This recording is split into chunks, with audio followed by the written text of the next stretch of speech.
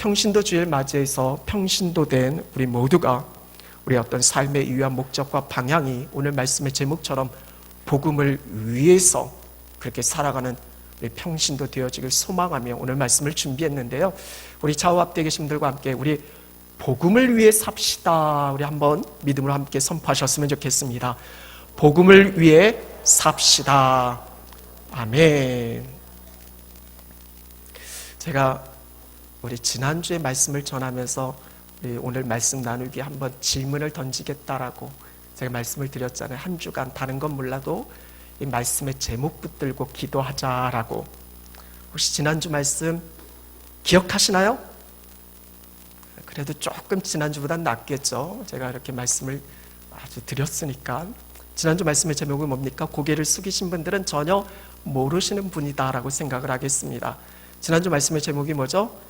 예수의 소문을 온 땅에. 그래서 한 주간 나를 통해서 예수님이 전해지게 하옵소서. 오늘 한 성도님도 오늘 올려드린 기도의 내용을 보니까 나를 통해서 예수님 전해지게 해달라라고 그 기도의 내용을 올려드리셨는데 하나님께서 분명 그렇게 이루어 주실 줄로 믿습니다. 우리 한 번 더 인사하실 때 한 주간 그렇게 산 줄로 믿고 계속해서 당신을 통해 예수님이 전해질 겁니다. 한번 믿음으로 선포하셨으면 좋겠습니다. 당신을 통해 예수님이 계속해서 전해질 겁니다. 아멘. 제가 예배를 드릴 때 늘 떠올리는 하나의 장면이 있는데 아마 설교 중에도 여러분께 일전에도 말씀드린 그런 기억이 있고 아마 여러분들도 직접 보신 분들도 있을 거예요. 저도 제가 뉴질랜드에 있을 때 그 TV를 통해서 그걸 접했는데요. 미국의 한 유명 토크쇼였습니다. 한 유명한 프로그램인데 그 프로그램에 이제 방청하러 온 사람들이 있잖아요. 방청객. 그 방청객들에게 동일한 상자를 주었어요. 선물을 주었습니다. 근데 그 선물이 뭐였죠? 사람들이 그 상자를 열어보니까 그 선물을 열어보니까 거기에 고급 자동차, 고급 승용차 열쇠가 있는 거예요. 그날 방청객으로 276명이 왔는데 거의 300명 되는 사람들에게요. 모두 다 똑같이 자기 그 승용차를 선물로 준 거예요. 여러분 그 장면이 상상이 되시나요? 제가 한번 자료 화면이 있으면 보여줬으면 좋겠는데 난리도 아닙니다. 저는 처음에 외국에서 뭐 한글로 해석되는 게 아니라 영어로 듣잖아요. 도대체 뭔 일이 일어났나? 그런 일이 있는 거예요. 막 난리야. 서로 얼싸안고 끌어안고 막 기쁨이 얼굴이 막 환하게. 그거 받기 전에 얼굴과 완전 딴판이에요. 어떤 분이 심지어 울기까지 하는 거예요. 얼마나 기쁘겠어요. 얼마나 감사하겠어요. 이 땅에 천국이 있다라면 거기가 천국 같아요. 얼마나 기뻐하고 얼마나 즐거워하는지. 그러면서 생각을 해보는 거예요. 제가 오늘 만약에 이 자리에 함께하고 있는 이 여러분들에게 지금 이 시간 조그마한 선물을 줘요. 이 조그마한 선물이다라는 표현이 좀 그렇지만 그 선물이 상상을 해봐요. 가정을 해보자라는 거예요. 만약에 요즘 서울 집값이 말도 아니게 뛴다라고 하는데 서울의 고급 아파트 뭐 타워 팰리스 정도는 아시죠? 그 고급 아파트 한 채를 오늘 예배드리고 있는 여러분에게 선물로 준다라고. 여러분 그걸 받으면 여러분 어떠시겠어요? 아마 난리 나겠죠. 가만히 앉아 있을 수 없겠죠. 사람들의 눈치가 뭐가 필요해요? 와! 소리치겠죠. 막 그 기쁨을 뭐로 표현할 수 있겠어요? 예배 드리기 전에 걱정, 염려, 근심 아무것도 아니에요. 내게 아파트 한 채가 주어졌는데 뭐가 걱정돼요? 뭐가 염려돼요? 아무 근심 없죠. 얼굴이 완전히 달라져요. 이 선물을 받기 전과 이 선물을 받은 후의 모습은 완전히 달라져요. 오늘 아마 여러분 기쁨 충만할 거예요. 아마 말씀 쏙쏙 달들어올 거예요. 찬양요 하지 말라고 해도 기뻐하면서 아마 찬양할 거예요. 저는 우리의 예배가 그렇게 됐으면 좋겠어요. 기쁨 충만한. 원래 예배가 이 기쁨의 축제잖아요. 그러면서 한번 여러분 생각을 해보세요. 그럴 리는 없겠지만 여러분의 예상대로 아쉽게도 절대로 여러분에게 제가 아파트를 드리지는 않습니다. 또 모르죠. 하나님께서 마음을 움직이셔서, 여러분 전도 많이 하면 아파트 들을지 모르겠지만 현재 상태로는 오늘 여러분이 예상했던 것처럼 아무것도 없어요. 자동차도 없고요, 아파트도 여러분께 안 드릴 거예요. 근데 여러분, 이것과 비할 수 없는 굿뉴스가 있어요. 좋은 소식이 있어요. 이걸 가리켜서 우리는 복음이다라고 하는데, 그게 뭡니까? 하나님의 은혜가 여러분께 부어졌어요. 하나님의 사랑이 우리에게 부어졌어요. 우리 모두는 다 죄 아래 있는 인생이에요. 모두가 다 범죄했기 때문에 하나님의 기준, 그 영광에 도달할 수 있는 인생이 아무도 없어요. 죄의 결과는 뭐예요? 사망이에요. 영원한 죽음입니다. 모든 인생은 그 죄로 말미암아 영원한 지옥불에 떨어지는 게 마땅해요. 근데 하나님께서 우리 긍휼히 여기셨잖아요. 우리가 대단한 어떤 일을 해서가 아니라, 어떤 자격과 조건을 갖춰서가 아니라 하나님이 먼저 우리에게 은혜 베푸셨어요. 하나님의 의를 우리에게 나타나셨어요. 우리를 건지시고 구원하셨어요. 예수 그리스도를 통해서 말이죠. 주님의 십자가의 죽으심으로 우리의 모든 죄의 문제가 해결되어졌어요. 그분이 다시 부활하심으로 말미암아 우리에게 영원한 생명이 주어졌어요. 이제는 천국 가는 열쇠가 우리에게 주어졌단 말이에요. 우리에게 주님이 말씀하신 것처럼 하나님을 믿으면 나를 믿으라 주님 말씀하시면서, 이제 내가 저 천국에 우리를 위해서 장차 하나님께서 우리가 거할 그 예비한 그 집을 우리 주님께서 예비하셨다라고. 이 땅의 타워 팰리스가 비교가 되겠어요? 저 영원한 하나님 나라에 우리를 위한 집이 예비되어져 있다라는 거예요. 이게 복음이에요. 그냥 주어졌어요. 우리가 잘나서가 아니에요. 우리가 뭔가 수고하고 노력한 대가가 아니에요. 하나님의 전적인 은혜예요. 성경에서 이걸 뭐라고 그래요? 선물이다라고 그래요. 하나님께서 우리에게 주신 선물이에요. 뭐가 주어졌어요? 열쇠가 주어졌다니까요. 뭐가 주어졌어요? 집이 주어졌다니까요. 근데도 여러분 지금 가만히 계시죠? 아마 자동차 열쇠 하나 던져주면 소리치고 난리 날 거예요. 아파트가 뭐예요? 빌라 한 채만 여러분에게 줘도요, 내가 평생 하늘의교회 열심히 섬길게요, 아마 그러실 거예요. 근데 여러분, 그건 비할 수 없어요. 비교가 안 돼요. 천국 가는 열쇠가 우리에게 주어지고요, 하나님 나라 영원한 집이 우리에게 예비되어져 있다는 거, 이거 상상하면 오늘 우리가 기쁨이 넘쳐나지 않을 수가 없죠. 오늘 이 예배 자리가 어떻게 그냥 형식적으로 앉아있다 어떻게 가겠어요? 너무나 기쁘죠. 제가 일부 때 이렇게 말씀드려도요, 예배 시간에 조는 분이 계시더라고요. 만약 자동차 열쇠가 주어졌으면 절대 안 줄 거예요. 이거 누구한테 뺏길까봐. 근데 천국 가는 열쇠가 주어졌다라고, 영원한 하나님 나라 집이 예비되어졌다고 해도요, 그냥 그건 그래 하면서 그냥 눈 감고 그냥 푹 편안히 주무시는 분이 계시더라고요. 다행히 2부 때는 아직 한 분도 안 계셔요. 여러분, 제가 이 말씀을 왜 드려요? 오늘날 많은 사람들이 복음을 알아요. 들었어요. 그럼에도 문제는 뭔지 알아요? 여전히 내 삶에 그 복음에 따른 변화가 없어요.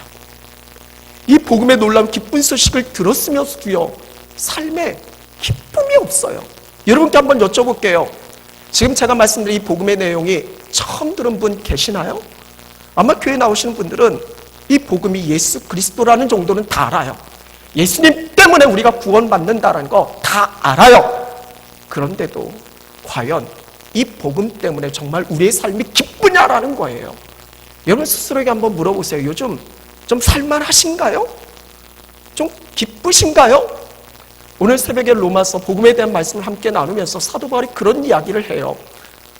우리가 이 복음으로 하나님의 자녀, 의롭게 되어진 것이 얼마나 큰 기쁨인지, 이 복음으로 변화된 삶의 가장 큰 특징은 즐거워한대요. 기뻐한대요. 그 삶이 기쁨이 넘쳐날 수밖에 없어요. 구원의 감격이 있으면 말이죠. 그래서 예수님으로 말미암아 기뻐하게 되어진다라고. 근데 심지어는 환난 중에도 기뻐한대요. 왜냐하면 예수님 때문에 말이죠. 우리 여러분들은 어떠세요? 정말 기뻐요? 즐겁습니까? 여전히 뭔가 내 뜻대로 되어지지 않으면 불만 가득 차고 불평, 여러 가지 가지 힘에 겨운 부분들이 여전히 반복되어지면서 힘겨운 삶을 그렇게 살아가고 있는 것 아니겠습니까?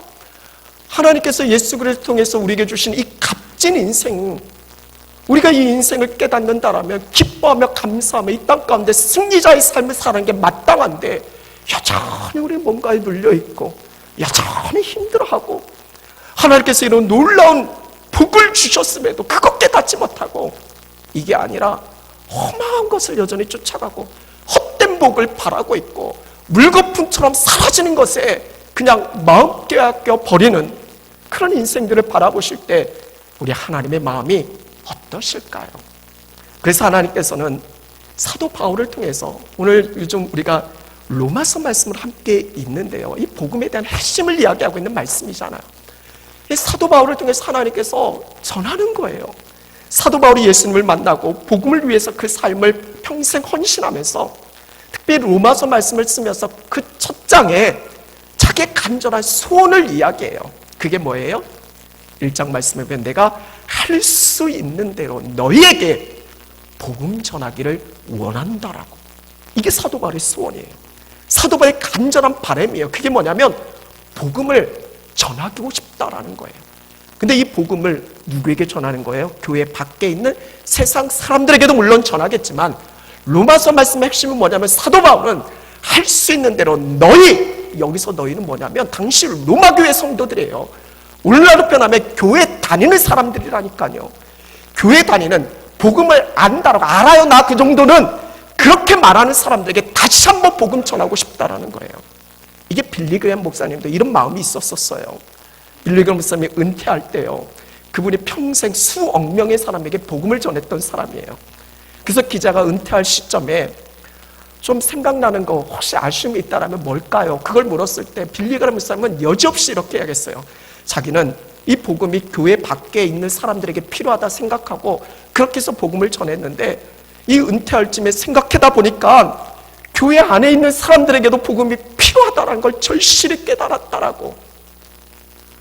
이런 복음은요, 세상 밖에 있는 사람들만 듣는 게 아니라 오늘 이 자리에 복음을 알고 있다라고, 믿고 있다라고. 근데 여전히 우리의 삶은 복음의 감격이 흘러나지 않고 여전히 주어진 상황과 현실 속에 힘에 겨워하고, 이건 뭔가 문제가 있는 거잖아요. 오늘 그리스도인데 저와 여러분, 우리 모두에게 다시 들려주기를 원하는 것, 이게 복음의 말씀 아니겠어요? 그래서 사도 바울은 다시 너희들에게 복음 전하기를 원한다라고. 너희들의 인생이 얼마나 값진 인생인데 이 복음에 합당한 삶을 살아야 마땅한데 이 복음을 믿고 바라는 삶인데 왜 그 삶 속에 복음의 영향력이 흘러나지 않냐라는 거예요. 여러분 생각해 보세요. 복음은 로마서 말씀에 구원을 주신 하나님의 뭐가 된다고요? 능력이 된다라고 그래요. 그럼 복음의 삶을 살아가는 사람은 당연히 능력의 삶을 살아가게 되어져요. 근데 우리의 삶에 왜 능력이 안 나타나요? 복음을 알지만 복음대로 살지 않는 거예요. 이게 문제예요. 말로는 이야기는 하지만 실제 삶 속에서 그렇게 살지 않는 거예요. 오늘 이 말씀이 다시 한번 저에게도 여러분에게도 전해졌으면 좋겠어요. 들려졌으면 좋겠어요. 중요한 거는 복음이에요. 돈이 아니에요. 이 땅의 성공이 아니에요. 그걸 위해서 쫓아가는 허망한 인생이 아니라 이 복음으로 새로워진 우리 인생 속에서 살아도 죽어도 오직 예수 그리스도 그분만을 위해 살아갈 수 있는 그런 놀라운 축복된 인생, 오늘 한 시간 예배하신 여러분 다시 한번 회복되어졌으면 좋겠어요. 여러분의 인생이 얼마나 값진 인생인데 왜 허망한 것으로 그 인생을 채우려고 해요? 오직 복음을 위해서, 오직 복음 때문에 그렇게 살아가실 수 있는 오늘 한 시간 예배하신 여러분 모두가 되어질 수 있기를 간절히 축원합니다. 그런 점에서 여러분 한번 오늘 말씀의 제목으로 함께 외쳤으면 좋겠어요. 우리 주먹 불끈 쥐고 복음을 위하여라고 한번 외쳐볼까요? 시작! 복음을 위하여. 이런 복음의 소식을 접한 사람들, 그 사람들의 공통적인 특징이 있어요. 예를 들어서 만약 여러분에게 앞서도 말씀드린 것처럼 오늘 예배 드리는 중에 여러분에게 자동차 열쇠를 줬어요. 고급 승용차. 요즘 BMW가 좀 문제가 많아서 벤츠를 여러분께 준다고 상상을 해보세요. 그리고 서울 고급 아파트 한 채가 여러분에게 오늘 주어졌어요. 예배를 드리고 가셔서 여러분 어떠실 것 같아요?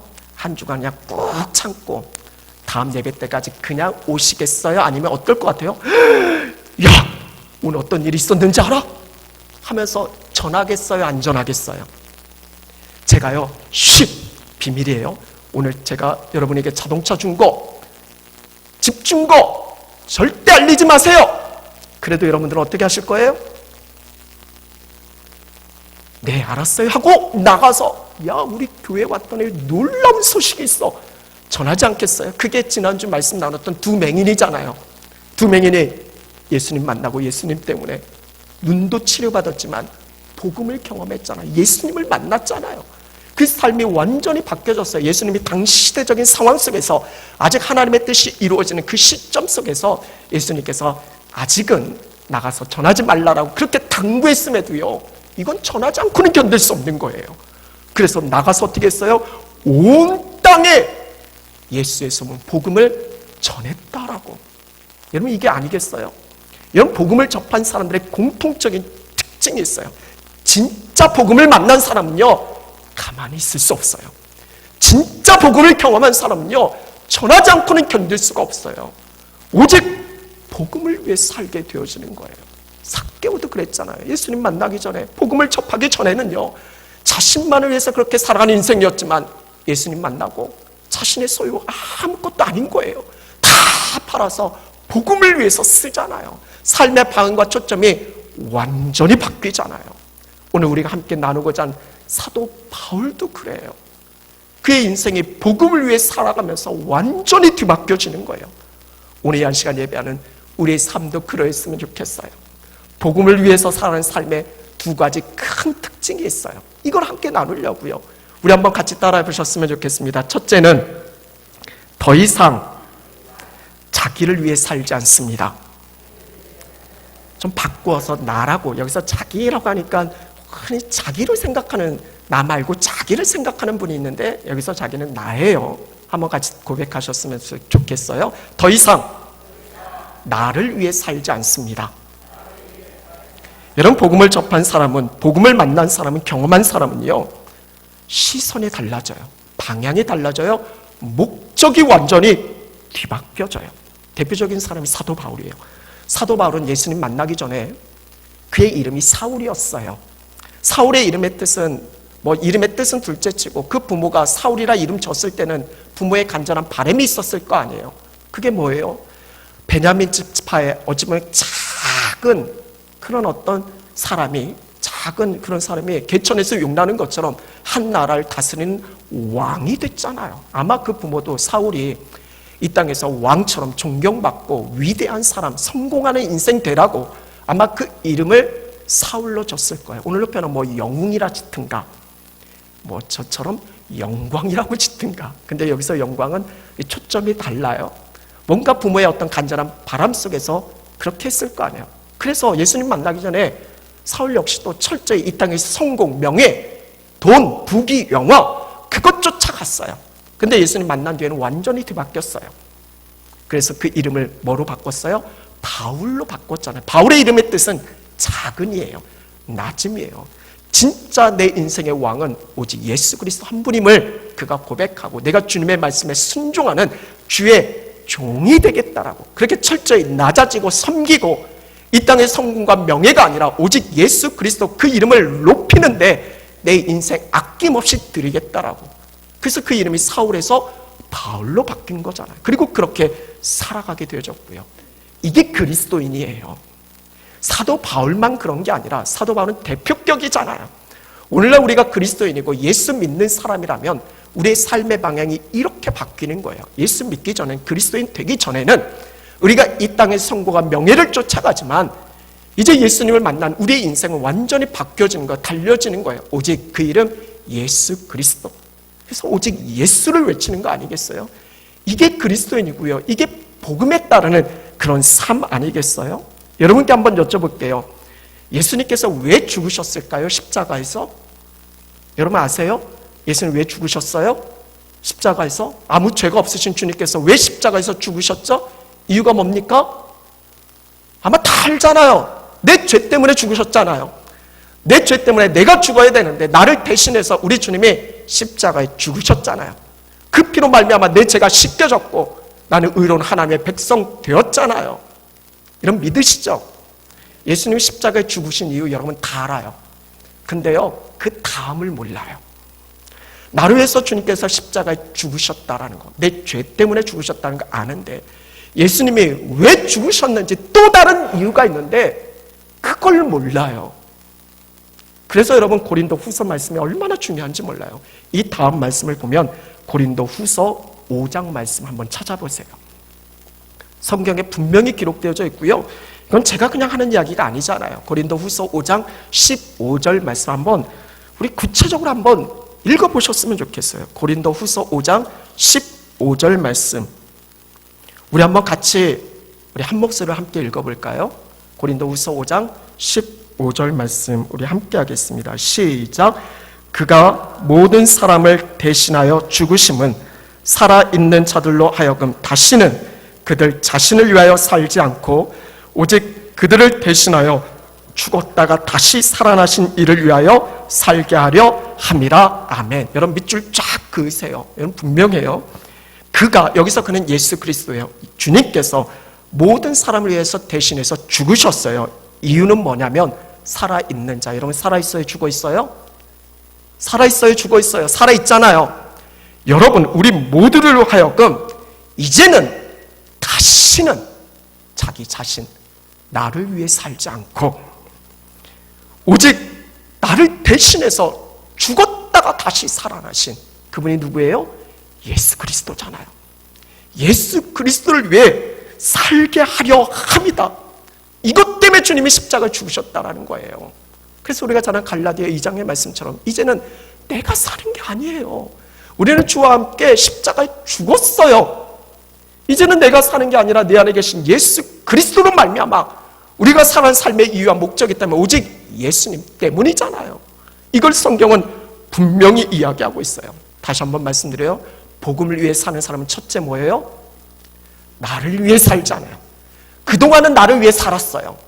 그동안은 내 유익을 위해 살았어요. 그러나 예수님 만난 사람, 복음을 접한 사람, 이제 복음을 위해 살아가는 사람은 절대 나를 위해 살지 않아요. 그런데 여러분 인생, 우리 인간의 본성은 철저히 이기적이잖아요. 철저히 나를 위해서 살잖아요. 때가 마지막이 가까울수록 자기 사랑은요 더 커져요. 10년 전만 한번 생각해도요 그래도 다른 사람 생각하는 일들이 많았어요. 오늘날 일어난 세태들 보세요. 철저히 자기중심이에요. 나만 살고 보자라는 거예요. 이번 주간에 서울 어떤 지역에서 이 장애학교, 특수학교를 세우는데 부모들이 그 1년 전에 눈물을 흘리면서 그렇게 좀 세워달라고 이 장애를 가진 이 자녀를 어디 교육시킬 데가 없으니까 그렇게 그래서 어느 지역을 이렇게 세워달라고 하는데 사람들이 반대해요. 그 지역 사람들이 정치인들까지 같이 합세해서 왜요? 땅값 떨어지니까. 땅값이 아니라 집값 떨어지니까. 우리가 살고 있는 아파트에 장애시설, 이건 혐오시설도 아닌데 이거 반대하는 거예요. 철저히 뭐예요? 자기 이익이에요. 자기 욕심이에요. 내게 조금이라도 손에 미치면 이건 참을 수 없는 거예요. 이게 세상에서만 이야기가 아니에요. 교회 안에서도 있어요. 제가 아는 어떤 교회도요, 교회 안에서 어떤 복지, 어떤 장애에 관련된 어떤 일들을 하려고 하는데 누가 반대해요? 성도들이 반대해요. 하나님을 믿고 복음을 위해 산다고 하는 사람들이 이런 거 교회다 하면 우리 애들에게 별로 좋은 영향이 없어요. 이거는 전도하는데 방해가 될 거예요. 여러 가지 이유를 들어서 우리 주님이라면 철저히 품고 나누고 섬기는 삶 그렇게 하잖아요. 근데 이게 심지어 교회 안에서도 어떤 이렇게 선한 하나님의 나라를 위해서 세워가는 이 부분들이 조금 맞추어서 내게 조금 손해가 미치고 어려움이 따른다라면 그걸 받아들이지 못하는 거예요. 문제가 뭐예요? 내 중심이기 때문에 그래요. 자기 중심인 거예요. 예수를 믿고 이제는 주를 위해 살겠다라고 이게 그리스도인인데 그래서 우리는 그리스도인이잖아요. 그럼에도 불구하고 여전히 중심은 내가 중심이에요. 한번 들여다보세요. 여러분, 교회 안에 공동체 안에서 싸움 보세요. 이게 뭐 때문에 생각해? 뭐 때문에 일어나는 거예요? 그 근원이 뭐예요? 우리의 시선과 초점이 예수님께 맞춰져 있다면 싸울 수가 없어요. 시기 질투가 어떻게 일어나요?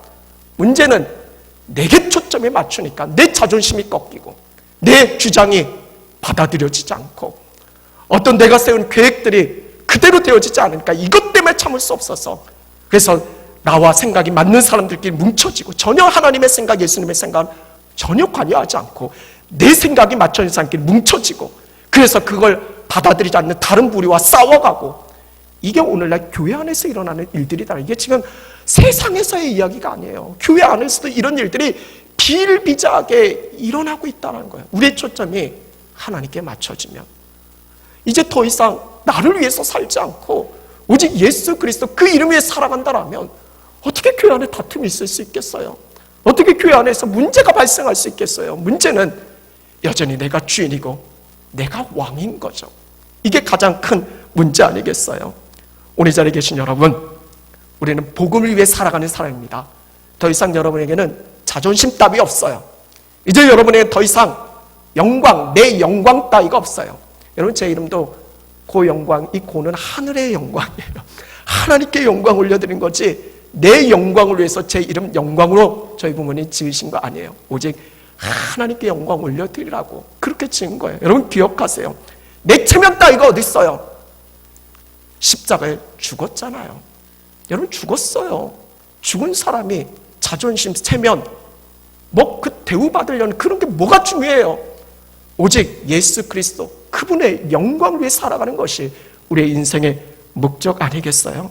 다시 한번 여러분 기억하셨으면 좋겠어요. 더 이상 나를 위해 살지 않는다. 한번 우리 같이 한번 고백해 보실까요? 더 이상 나를 위해 살지 않는다.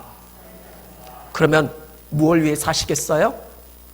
뭘 위해 사시겠어요? 오직 예수 그리스도, 그게 복음이잖아요. 복음을 위해 사는 거예요. 오늘 우리가 함께 읽은 본문 말씀 마지막 끝절 말씀에 보면 뭐라고 사도 바울은 고백하고 있어요? 내가 복음을 위해서 모든 것을 행함은 복음에 참여하고자 함이라라고. 내가 복음을 위해서 내가 살아가는 모든 삶의 이유와 목적, 기준이 있는데 이건 복음을 위해서 그렇게 한다는 거예요. 실제로 이 고린도전서의 말씀, 이 9장의 내용은 뭐냐면 사도 바울이 사도잖아요. 사도로서 받을 수 있는 권리가 있어요. 특권이 있어요. 그런데 이게 복음을 위해서 내가 아낌없이 내려놓겠다라는 거예요. 자신의 권리를 포기하겠다라는 거예요. 내가 왜 먹고 마실 권리가 없겠냐라는 거예요. 근데 복음을 위해서 어떨 때는 먹지만 또 어떨 때는 먹지 않겠다라는 거예요. 그 기준이 복음이에요. 예를 들면 여러분, 우리가 이슬람교 사람들을, 이슬람을 믿는 사람들에게 전도하는데 우리의 기준 속에서는 돼지고기 실컷 먹어도 되잖아요. 근데 이슬람 사람들은 절대 돼지고기 안 먹잖아요. 근데 우리가 그들의 마음을 얻고자, 그들에게 복음을 전하고자 하면 일단 그들에게 마음을 얻어야 되잖아요. 근데 그들 앞에서 처음부터 우리는 돼지고기 상관없어, 그들의 마음을 얻고자 하면서 막 그 앞에서 실컷 돼지고기 드시면서 돼지고기 먹지 않고 있는 그들에게 복음이 전해질 수도 있겠지만 이게 되겠어요? 사도 바울이 왜 먹을 권리가 없어요? 돼지고기 마음껏 먹을 수 있어요. 하지만 그 영혼을 건지고 구원하니라면 이깟 내가 너무나 먹고 싶은데 내가 이 먹는 거 포기하겠다라는 거예요. 먹고 마실 권리 있어요.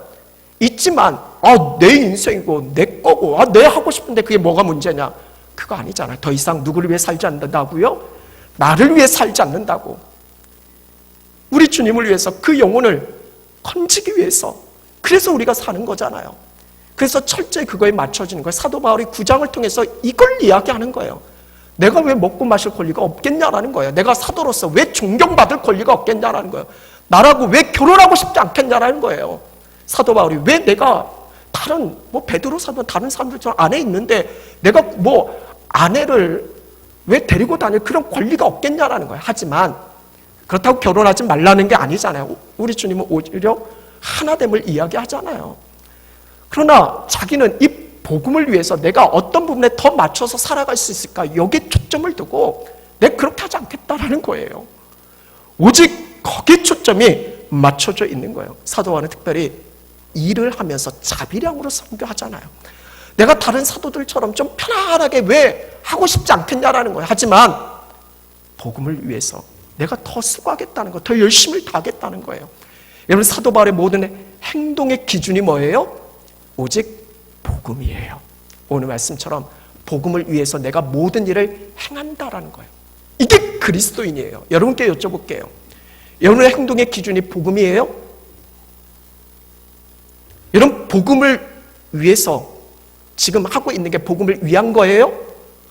저는요, 말씀을 준비하면서 하나님 앞에 한번 다 끄집어내고 싶어요.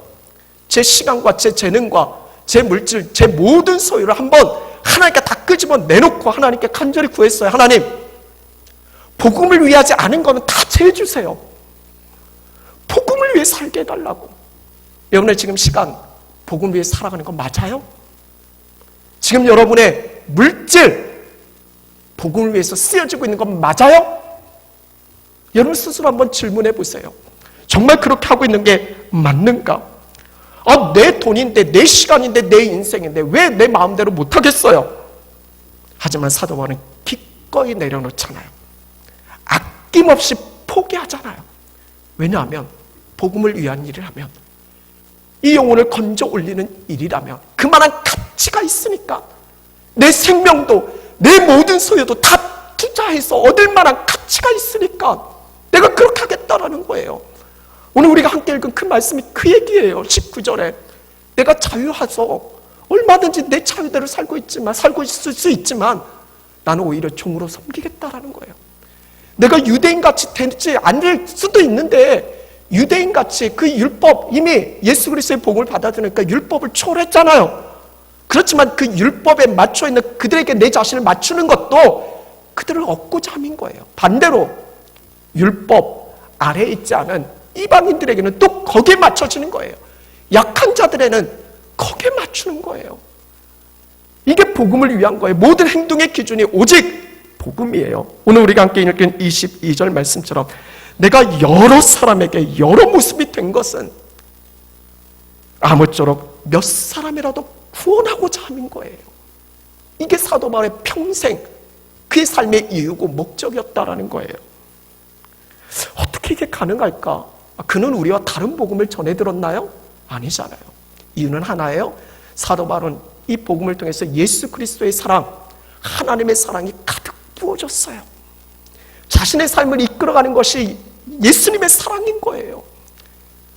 나만 그렇게 한 게 아니라 이미 예수님이 먼저 그렇게 사셨어요. 하늘 보자 다 버리시고 이 땅에 복종하셨어요. 섬기셨잖아요. 철저히 낮아지셨잖아요. 얼마든지 하나님으로서 누릴 수 있는 권리와 특권이 있지만 우리 주님 주장하지 않으셨어요. 내려놓으셨어요. 철저히 비우셨어요. 빌립보서 2장 말씀에 보면 자기를 비워 종의 형체를 가졌다고 하는데 영어로는 nothing이에요. 자기 자신을 아무것도 nothing, 아무것도 아닌 존재를 겼다라는 거예요. 그러니까 십자가에 죽으실 수 있었어요. 내가 살아있다라고 하면 어떻게 죽어요? 내가 왜 죽어야 돼? 내가 뭐가 잘못했어? 근데 예수님은 하나님이신 그분이요, 철저히 낮아지시고 죽기까지 복종하셨잖아요. nothing이에요. 예수님이 그렇게 우리를 사랑하신 거예요. 그렇게 우리를 긍휼히 여기신 거예요. 그렇게 우리를 건져내신 거예요. 그렇게 우리에게 구원 주신 거예요. 그냥 구원 받았다고 하니까 하나님 우리 구원해 주셨는데 그게 아니에요. 철저히 자신의 모든 것을 내려놓고 포기하고 죽으시기까지 그렇게 복종하시면서 그게 아주 값진 생명값이잖아요. 그렇게 우리가 건진받고 구원받은 인생이잖아요. 사도 바울은 그걸 깨닫는 거예요. 내가 예수님 만나기 전에는 얼마나 추악한 죄인이었는지, 오히려 예수 믿는 사람 핍박하고 욕하고 죽이려 했고, 그런데 이런 나를 찾아오셔서 만나주시고 나를 건져주시고 나를 구원해주시고, 무엇보다도 주님의 이 복음을 전하는 사도로 세워주신 게 얼마나 감사한지 그는 그 은혜를 잊을 수 없는 거예요. 그래서 더 열심히 수고하는 거예요. 더 열심히 헌신하는 거예요. 그리고 이것 역시도 하나님의 은혜고 절대로 자랑거리가 되는 게 아니에요. 하나님께서 베풀어 주신 은혜니까요. 말씀을 마무리하면서 여러분은 어떠세요? 저도 알겠어요. 하나님 알겠어요. 내려놔야 되는 거 알겠어요. 포기해야 되는 거 알겠어요. 근데 왜 이렇게 어려운지 몰라요. 나 죽었는데, 십자가에서 죽었는데 여전히 내가 살아있는 거예요. 여전히 내가 서 있는 위치에서 내 권리 주장하고, 여전히 내가 서 있는 자리에서 내가 원하는 삶을 추구하고, 그러면서 여전히 내려놓지 못하는 내 자신의 모습을 발견하게 되어져요. 여러분, 우리 교회는 주님의 교회예요. 높임 받으실 분은 오직 예수 그리스도 그분 한 분만이세요. 사람이 주장하고 사람이 다스리는 교회가 아니에요. 오직 하나님만이 높임 받으시는, 이게 주님의 교회잖아요. 저는 우리 하늘의 공동체 교회된 여러분이, 여러분의 인생의 진정한 왕은 하나님이시고, 그래서 그분의 말씀을 듣고 순종하는 가운데 주의 역사를 펼쳐갈 수 있는 진짜 복음의 사람들 되셨으면 좋겠어요. 이 복음을 위해서 아낌없이 내 시간도, 내 물질도, 내 모든 것도 내려놓고 거기에 투자할 만한 그 가치가 있다는 걸 깨닫고, 그렇게 믿음 안에서 이 복음을 위해서 살아갈 수 있는 여러분의 평생의 여정이 되어줬으면 좋겠어요. 제가 말씀을 마무리하면서 지난 주간에 아주 대조적인 두 부류의 이야기를 들었어요. 한쪽은 아주 부자예요. 얼마나 돈이 많은지, 미국의 실리콘밸리에 돈 많은 사람들이에요. 돈이 너무나 많으니까 이걸 잃기 싫은 거예요. 그래서 돈 많은 사람들이 걱정하는 게 뭐예요? 오래 살아야 되는데. 근데 이 세상은 점점 종말이 가까이 오니까 이 돈 많은 미국 실리콘밸리에 있는 이 돈 많은 사람들이 뭘 생각하냐면, 이 돈 많으니까 이 세상에 이제 뭐 전쟁이 일어날 수도 있고, 또 돈 많은 사람들에 대해서 어떤 혁명이 일어날 수 있는 그런 예언도 있대요. 그런 보고도 있고. 그러니까 여러 가지 이야기들 들으면서 이게 불안한 거예요. 그래서 뉴질랜드, 왜 뉴질랜드를 택했는지는 모르겠어요. 그들이 생각한 아마 가장 안전한 나라라고 생각을 했었던 모양이에요. 근데 제가 뉴질랜드 살아봐서 알잖아요. 거기 그렇게 안전하지 않아요. 크라이처치라는 건 지진도 크게 일어나가지고요, 수천 명의 사람들이 고통당하고 어려움을 처하기도 했었어요. 근데 왜 그랬는지 모르지만 뉴질랜드를 택해서 아무도 모르고, 심지어는 자신들도 몰라서 그걸 추적하는 어떤 프로그램까지 개발했어요. 그래서 아무도 모르는 곳에 지하로 땅을 파놓고 거기에 수십억 들여서 벙커를 만들었다는 소식이에요. 뭐 하려고요? 사람들 종말돼서 사람들 다 죽는데 자기는 뭐 하겠다고? 살겠다고. 근데 저는 한번 생각을 해서, 돈이 많으면 이런 궁리가 할 수도 있겠구나. 제가 그런 돈이 없어봐서 모르겠는데 돈이 많으면 그럴 수도 있겠구나. 얼마나 자기만 생각하는 거예요. 저는 간절히 기도했어요. 하나님, 이들이 그리스도인이 아니었으면 좋겠어요. 교회 다니지 않는 사람이었으면 좋겠어요. 대신에 이들에게 복음의 말씀이 전해져서 지금 자신들이 하고 있는 이게 얼마나 허망한가, 그거 깨닫게 해주세요. 그렇게 해서 살아봤자 몇 년 더 살려고, 차라리 그 돈 가지고 이 땅에 굶어 죽어가는 수많은 영혼들에게 복음 전하는 일에 쓰여지면 이게 영원한 종말, 하나님 앞에 서는 그날을 준비하는 거잖아요. 왜 그걸 모르고 자신의 그 인생 그 조금 더 살려고 그 헛된 것을 추구하는지 너무 안타까웠어요. 그러면서 또 한 사람, 한 부류의 이야기를 들었어요. 그분들은요, 부부예요. 평생 돈을 모아서 이제 큰 집으로 이사하려고 준비하는 중이었어요. 얼마나 열심히 살았는지 몰라요. 그러면서 우리 하나님의 뜻을 묻자, 우리 함께 기도하자. 그렇게 기도하는 가운데 자신들이 세운 계획과 목적이 있잖아요. 그거 잠시 우리 내려놓고 다시 처음부터 다 끄집어내고 처음부터 하나님의 뜻을 묻자. 그리고 정말 하나님께서 우리에게 똑같은 마음 주시면 우리가 세운 계획이 있다 할지라도 그거 내려놓고 하나님의 뜻에 순종하자. 부부가 그렇게 맞췄어요. 그리고 기도했어요. 기도하면서 하나님께서 보여주신 게 뭐예요?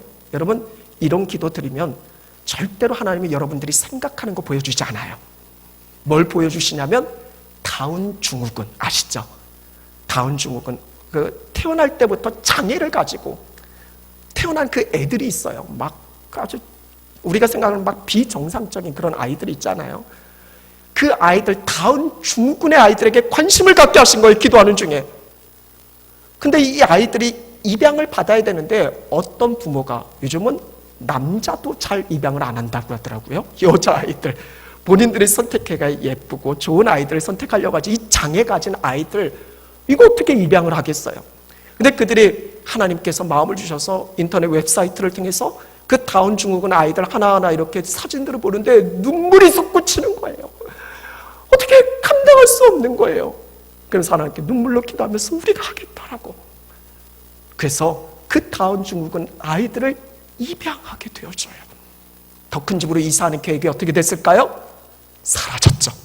더 큰 집은커녕 지금 살고 있는 집에서, 왜냐하면 그 아이를 키워야 하는 그런 여러 가지 물질적인 자원이 필요하니까 오히려 더 작은 집으로 이사해서 그 자원을 마련해서 그 마음, 그 뜻을, 자신들에게 주신 그 하나님의 뜻을 그들이 펼쳐갔다라는 그런 이야기예요. 그러면서 그들이 이런 고백을 남겼어요. 저는 이런 고백을 들으면서 하나님, 저도 그렇고요, 우리 하늘의교회 성도들도 이렇게 살았으면 좋겠어요. 그들이 이런 고백을 해요. 하나님께서 내 삶을 이렇게 바꿔버렸어요. 이게 복음의 능력이거든요. 자신들이 어떻게 그런 생각을 할 수 있었겠어요. 근데 하나님께서 우리의 삶을 이렇게 바꿔버렸다라는 거예요. 그러면서 요즘은 하나님의 말씀이 얼마나 사모하면서 들려지는지, 아침마다 눈을 뜨면 말씀부터 보게 되어진다라는 거예요. 하나님 붙들지 않으면 안 되니까. 그동안 나만을 위해서 살던 이 인생이 이제는 하나님 바라보면서 살아가는 게 얼마나 기쁨인지, 하나님께서 우리의 삶을 어떻게 인도하실지 기대가 된다고요. 이게 기대 아니겠어요? 내가 세운 어떤 계획이 이루어지길 바라는 그런 기대 말고요. 여러분, 진짜 믿음이 뭐예요? 하나님의 계획은 이미 다 세워져 있어요. 하나님의 뜻은 이미 성경에 다 기록되어져 있어요. 우리를 부르신 이유는 하나님, 나 이거 이루어주세요, 믿습니다, 이거 바라는 게 아니라 하나님께 가신 뜻에 내 삶을 맞춰 조종하는 거예요. 순종하기를 원하는 거예요. 근데 우리는 완전 믿음을 오해하고 있어요. 내가 뭔가 딱 원대한 계획 품어놓고 하나님 이거 이루어주세요, 믿습니다, 그리고 안 이루어지면 하나님 정말 살아계신 분 받아요? 하면서 그렇게 하나님 앞에 원망하고 불평하고 그런 일들이 많이 있잖아요. 저는 정말 여러분이 하나님을 기대하셨으면 좋겠어요. 그분이 하나님의 여러분을 부르셨을 때 그 부르심에 우리 가운데 하나님께서 품으셨던 그 뜻이 정말 여러분들을 통해서 성취되어졌으면 좋겠어요. 여러분, 말씀을 마무리하면서 여러분이 그렇다고 해서 뭐 집 팔고 뭐 어려운 다운 증후군 입양하라는 말씀 아니에요. 지금 내가 살아가고 있는 삶의 자 한번 질문 던져보라는 거예요. 지금 내가 선택하고 지금 내가 살아가는 이 삶의 기준이 정말 그리스도의 복음에 맞는가 한번 물어보세요. 그리고 한번 솔직하게 하나님 앞에 다 끄집어내세요. 그리고 그게 아닌 건요, 과감하게 아무리 이 땅에서 좋은 걸 할지라도요, 좀 제거하고 철저히 복음에 맞추는 삶, 복음을 위해서 살아갈 수 있는 삶, 여러분, 그만한 가치가 있어요. 그만한 가치가 있으니까 여러분께 말씀드리지. 그만한 가치가 있으니까 예수님이 나 따라오라, 너 자신 부인하고 십자가 지고 나 따라와라, 그렇게 말씀하지. 여러분, 복음을 위해서 어떤 고난 지금 감수하고 계신가요? 사도는 분명히 이야기하잖아요. 복음과 함께 고난 받으라라고요. 여러분, 복음을 위해서 여러분의 시간, 여러분의 물질, 여러분의 재능 뭘 지금 투자하고 계신가요? 한번 스스로 여러분께 물어보세요. 복음의 가치를 정말 여러분 알고 계시죠? 그렇기 때문에 그 가치를 위해서 우리의 생애 전부를 다 투자해도요, 그럴 만한 가치가 충분히 있어요. 여러분의 인생이 어떤 인생인지 기억하셨으면 좋겠어요. 이 땅에 물거품처럼 사랑하시는 허망한 것에 여러분의 인생 채우지 말고 영원한 하나님 나라, 이 복음으로 채우세요. 그리고 그 복음대로 살아가세요. 다시 한번 찬양하실 때, 오늘 말씀, 이제 이 찬양하실 때 오늘 말씀 기억하고 다시 복음 앞에 서셨으면 좋겠어요. 이게 시급해요. 이게 급해요. 이게 중요해요.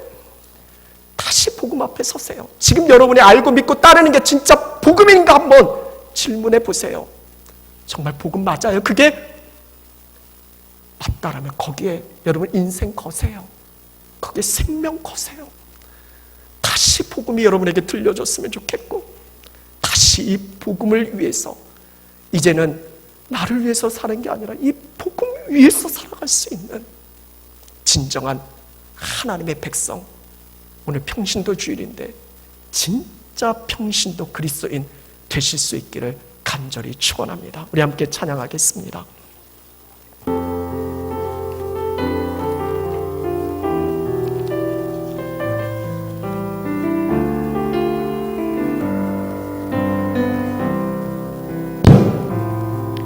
많은 이들 말하고 많은 이들 노래는 하지만 정작 가진 않는 길, 두려운 생각보다 많이 힘들고 험한 길보다 그저 말로만 가렸기에 점점 멀어져만 가네. 내게 생명 주었던 그 길 점점 이용하려 하네. 내게 사랑 주었던 그 길 다시 복음 앞에 내 영혼 서네. 주님 만난 그때 나 다시 돌아가 주님께 예배 드리며 다시 십자가의 길 걸을. 우리 한 번 더 찬양하실 때 여러분의 손을 가슴에 얹고 스스로 물으세요. 정말 복음을 위해서 살고 계신가? 살고 있는가? 수많은 사람들이 말은 해요. 수많은 사람들이 노래는 해요. 근데 정작 복음을 위해 살지 않아요. 왜냐하면 두려워요. 걱정이 돼요. 힘에 겨워요. 많이 힘들어요. 너무 험한 길이에요. 그래서 말로만 가려고 해요. 점점 멀어져 가는 거예요. 그런데 여러분, 그 길이 생명이에요. 그게 영원한 길이에요. 물거품처럼 사라지는 허망한 것 쫓지 말고 영원한 것에 가치 두고 거기에 우리의 모든 걸 다 쏟아 부으세요. 그럴 만한 가치가 있어야 따를 만한 가치가 있다라는 거죠. 다시 이 복음 앞에 여러분 서셨으면 좋겠어요. 다시 한번 이 찬양의 고백 올려드릴 때 진짜 다시 복음 앞에 삶을 이루어갈 수 있도록 다시 십자가의 길 걷게 해달라고 믿음으로 함께 고백하시겠습니다. 많은 이들 말하고 많은 이들 노래는 하지만 정작 가지 않는 길, 두려운 생각보다 많이 힘들고 험한 길보다 그저 말로만 가렸기에 점점 멀어져만 가네. 내게 생명 주었던 그 길 점점 이용하려 하네. 내게 사랑 주었던 그 길 다시 복음 앞에 내 영혼 서네. 주님 만난 그때 나 다시 돌아가 주님께 예배 드리며 다시 십자가의 길 다시 복음 앞에 다시 복음 앞에 내 영혼 선의 주님 만나 그때 나 다시 돌아가 주님께 예배드리며 다시 십자가의 길 걸음. 이 시간 함께 기도하세요. 이것보다 더 시급하고 중요한 거 없어요. 내 안에 복음의 감격이 회복되게 하여 주옵소서. 교회는 다니는데 직분은 맡아서 사역은 하는데 기쁨이 없어요. 복음의 감격이 없어요. 복음이 지금 나와 아무 상관이 없어요. 이게 얼마나 여러분 큰 문제인지 아세요? 다시 한번 내 안에 복음의 열정으로 타오르게 해달라고. 혹시 아직 복음을 믿음으로 경험하지 못한 성도들이 계시다라면 주님, 저에게도 복음이 경험되게 해주십시오. 복음을 만나게 해주십시오. 복음 때문에 살아갈 수 있는 인생 존재되게 해주십시오. 우리 주여 한 번 외치시고 함께 통성으로 기도하시겠습니다. 주여, 살아계신 하나님, 다시 복음 앞에 서게 하여 주옵소서. 말로만 가지 말게 하시옵소서. 노래만 하지 않게 하시옵소서. 힘들고 험한 길이지만 우리 주님 가신 길이고 우리의 믿음의 신앙의 선조들이 따라간 길이고 더 이상 나 자신 위해 살지 말게 하시고 나를 구원하여 주신 오직 예수 그리스도 그분의 이름 위에 살게 하시옵소서. 오직 하나님의 영광을 위해 살게 하여 주옵소서. 우리 이 시간 믿음으로 주님 앞에 기도합니다. 어떤 고난이 있어도 어떤 어려움이 있어도 복음과 함께 감당하게 하여 주옵소서. 다시 복음 앞에 서게 하시고 다시 그 십자가의 길을 믿음으로 걷게 하여 주옵소서. 이 시간 믿음으로 결단하고 나가는 우리의 삶을 주께서 친히 인도하여 주실 줄로 믿사오니 하나님의 인도하심을 믿음으로 경험케 하여 주옵소서. 그래서 하나님의 놀라우신 은혜의 삶이 우리 안에 아름답게 펼쳐지게 하시옵소서. 우리 충만케 하시옵소서.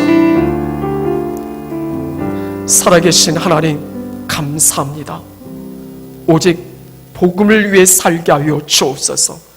오늘 우리에게 주어진 이 복음이 얼마나 놀라운 하나님의 은혜의 선물인가를 알게 하시고 깨닫게 하시고 절대 놓치지 말게 하셔서 우리의 모든 삶의 자리, 심지어는 그 상황이 고난이고 어려움이고 환난이라 할지라도 복음을 받아든 우리의 모든 삶이 기쁨이 넘쳐나게 하여 주셔서 이 복음의 능력이 아름답게 우리의 모든 삶의 자리에서 흘러나게 하여 주옵소서. 예수 그리스도께서 십자가의 죽으심이 더 이상 내 자신이 아니라 오직 나를 위해서 죽고 살아나신 그 이름 예수 그리스도를 위해서 복음을 위해서 살게 하십니다라는 분명 하나님의 뜻을 알게 하셔서 우리 예수님이 걸어가신 것처럼 우리의 믿음의 신앙의 선조들이 걸어간 것처럼 우리도 그 길을 믿음으로 따라가게 하시고 거기에 우리의 생명과 우리의 소유 전 존재를 다 쏟아붓는 그만한 가치가 있음을 알고 믿음 안에서 순종하며 나갈 수 있는 진정한 복음의 사람들 다 되게 하여 주옵소서. 예수 그리스도 이름으로 기도드립니다. 아멘. 이제